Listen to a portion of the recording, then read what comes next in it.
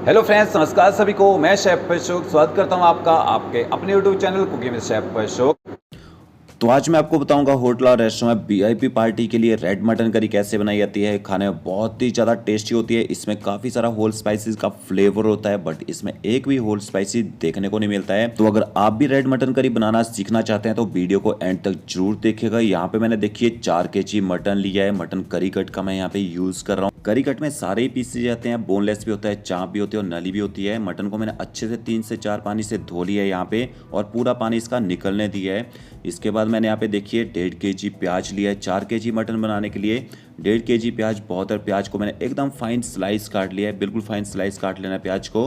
Whole spicy लिए हैं, बड़ी इलायची, छोटी इलायची, दालचीनी, स्टार एनीस, और यहाँ पे तेज पत्ता लिए हैं, जावित्री, जायफल और लौंग का यूज़ कर रहा हूँ। होल स्पाइसेस की क्वांटिटी थोड़ी सी ज़्यादा रखनी है ताकि फ्लेवर अच्छा है। यहाँ पे मैंने आधा केजी दही ली है, फ्रेश दही का यूज़ कर रहा हूँ। दही ज़्यादा खट्टी नहीं होनी चाहिए। सबसे पहले इसमें मसाले ऐड करेंगे। तो ये देखिए 3 चम्मच मैंने यहाँ पे धनिया पाउडर डाला है, क्योंकि 4 केजी मटन बना रहे हैं तो थोड़ा सा मसाला ज़्यादा डालेंगे। 2 चम्मच इसमें जीरा पाउडर डालेंगे, कच्चा जीरा पाउडर। 1 बड़ा चम्मच देगी मिर्च पाउडर डाला है। अब दही के साथ मसालों को अच्छे से मिक्स कर ले रहे हैं। दही के साथ मसालों को मिक्स करने से क्या होता है, मसाले जल्दी फूल जाते हैं और जल्दी पक जाते हैं। और दूसरा, जब दही को मटन में डालते हैं दही फटती नहीं है, कर्डल नहीं होती है। तो दही के साथ मसालों को मिक्स करके छोड़ देंगे। और 100 ग्राम यहाँ पे मैंने अदरक लहसुन का पेस्ट लिया है। और मिर्ची लिए देखिए कश्मीरी मिर्च, 12 से 15 कश्मीरी मिर्च, और 15 से 20 यहाँ पे मैथानिया मिर्ची का यूज़ करेंगे। मैथानिया मिर्ची में स्पाइसी भी होती है थोड़ी ये, और कलर बहुत ही ज़बरदस्त आता है इन दोनों मिर्चों से। इसके बाद जो मिर्ची के अंदर सीड होते हैं ना, उनको अपने निकाल देना है, नहीं तो ग्रेवी में कड़वा टेस्ट आ जाता है। तो सीड को निकाल लीजिएगा और इनको हम बॉईल करेंगे ताकि ये सॉफ्ट हो जाएं। तो देखिए मैंने यहाँ पे पानी को बॉईल कर लिया है, और मिर्ची, कश्मीरी मिर्च और मैथानिया मिर्ची को मैंने यहाँ पे गर्म पानी में डाल दिया बॉईल करने के लिए। और ये जो मिर्ची के अंदर सीड होते हैं ना, इनको आपने साइड कर देना है, इनका यूज़ नहीं करना है।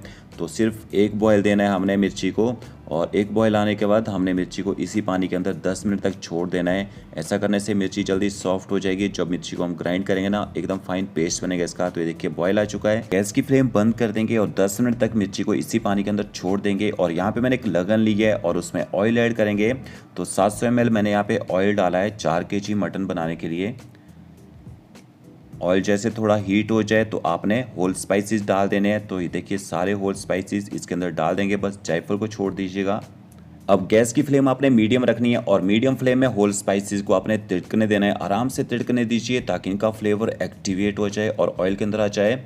फिर आपने इसमें स्लाइस किया हुआ प्याज ऐड कर देना है। और अब गैस की फ्लेम हाई करेंगे, और हाई फ्लेम में अपने प्याज को तब तक भून लेना है जब तक प्याज का जो कलर है हल्का सा चेंज होना शुरू ना हो जाए। ज़्यादा गोल्डन ब्राउन नहीं करना है प्याज को। तो प्याज को पकाते हुए मुझे यहाँ पे 10 मिनट हो चुके हैं और प्याज का कलर भी चेंज हो चुका है। तो इससे ज़्यादा प्याज को आपने ब्राउन नहीं करना है। इसके बाद मटन ऐड कर देंगे, और एक बाद मटन को अच्छे से धो के आपने पानी निकलने देना है। पानी नहीं होना चाहिए मटन के अंदर, नहीं तो मटन को भूनने में बहुत ही ज़्यादा टाइम लगेगा यहाँ पे। अब गैस की फ्लेम हाई करेंगे, और हाई फ्लेम में आपने मटन को कम से कम 5 मिनट तक भूनना है यहाँ पे, और कंटिन्यू पलटा चलाते रहना है ताकि मटन जो है वो कढ़ाई के नीचे ना चिपके। तो 5 मिनट तक कंटिन्यू आपने मटन को भूनना है यहाँ पे, क्योंकि मटन को अगर लो फ्लेम में भूनेंगे तो मटन पानी छोड़ देगा, और पानी छोड़ देगा तो मटन की अच्छे से भुनाई नहीं होगी यहाँ पे। तो देखिए आप देख सकते हैं यहाँ पे कलर चेंज होना शुरू हो चुका है। तो 5 मिनट तक मैंने मटन को हाई फ्लेम में भून लिया है।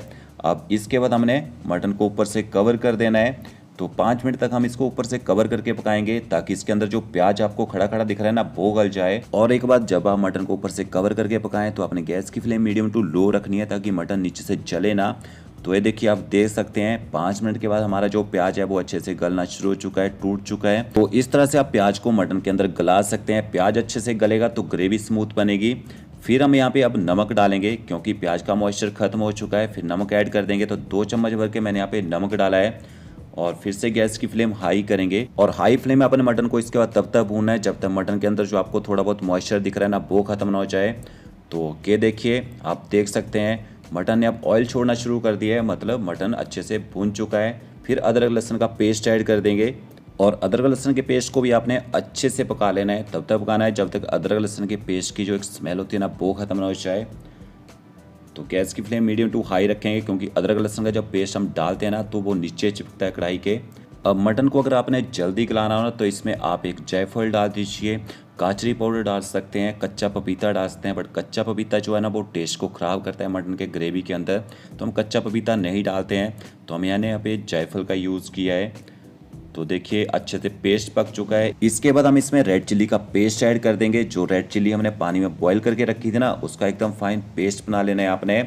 और वो मिर्ची ज़्यादा स्पाइसी नहीं होती है, इसको तीखा करने के लिए यूज़ नहीं किया जाता है। मथानिया मिर्ची में थोड़ा सा तीखापन होता भी है, बट जो कश्मीरी मिर्ची होती है ना उसमें बिल्कुल भी तीखापन नहीं होता है। अब इस रेड चिल्ली पेस्ट को भी आपने अच्छे से भून लेना है, तब तक भूनना है जब तक ये रेड चिल्ली पेस्ट भी अच्छे से ऑयल ना छोड़ दे। अच्छे से रेड चिल्ली पेस्ट को पकाएंगे तो अच्छा टेस्ट आएगा। फिर हम इसमें दही के साथ जो मसाले घोल के रखे थे वो ऐड कर देंगे। अब गैस की फ्लेम फिर से हाई करेंगे और हाई फ्लेम में मसालों को भी अच्छे से पका लेना है। इन मसालों को भी आपने तब तक पकाना है जब तक मटन की जो ग्रेवी है ना फिर से ऑयल ना छोड़ दे, नहीं तो दही का जो कच्चा टेस्ट है ना वो ग्रेवी के अंदर रह जाएगा। तो यहाँ पे आप पलटा बीच बीच में चला सकते हैं। तो ये देखिए मसाले पक चुके हैं, ग्रेवी का कलर यहाँ पे चेंज हो चुका है। तो इस तरह से आपने मसालों को भी पका लेना है। फिर हम पानी ऐड करेंगे। तो 4 किलो मटन बना रहे हैं तो 4 लीटर आपने इसके अंदर पानी डाल देना है। और पानी डालने के बाद मटन को एक बार अच्छे से मिक्स कर लेते हैं। जब आप पानी डालें ना मटन में, तो मटन की जो ग्रेवी है वो थोड़ी सी पतली होनी चाहिए, ज़्यादा थिक नहीं होनी चाहिए। ज़्यादा थिक ग्रेवी के अंदर मटन को पकाएंगे तो मटन जल्दी गलेगा नहीं बराबर। थोड़ा सा पानी देखिए और ऐड कर देते हैं इसमें। तो यहाँ पे मैंने 4 लीटर पानी ऐड कर दिया है। और एक बात, गर्म पानी का यूज़ करें, ठंडा पानी ना डालें मटन को पकाने के लिए। तो ये देखिए जब आप मटन को पकाएं तो आपके मटन की ग्रेवी ना इतनी पतली होनी चाहिए, इससे ज़्यादा थिक ग्रेवी नहीं होनी चाहिए। इतनी पतली ग्रेवी में मटन आपका कम से कम 90 मिनट तक पकेगा। मटन का कुकिंग प्रोसेस जितना लॉन्ग रहेगा ना उतना ही मटन हेल्दी बनेगा, उतना ही बढ़िया इसमें स्टॉक निकलेगा मटन की हड्डियों से। तो यहाँ पे मुझे मटन को पकाते हुए 90 मिनट हो चुके हैं देखिए, और मटन की ग्रेवी ने ऊपर ऑयल भी छोड़ दिया है। अब ऐसा नहीं है कि मटन 90 मिनट में ही प्रॉपर पकेगा। कोई मटन छोटे रहते हैं तो वो जल्दी पक जाते हैं, कोई बड़े होते हैं उनको पकने में ज़्यादा टाइम लगता है। तो मैंने तो टोटल यहाँ पे 90 मिनट तक मटन को पकाया है।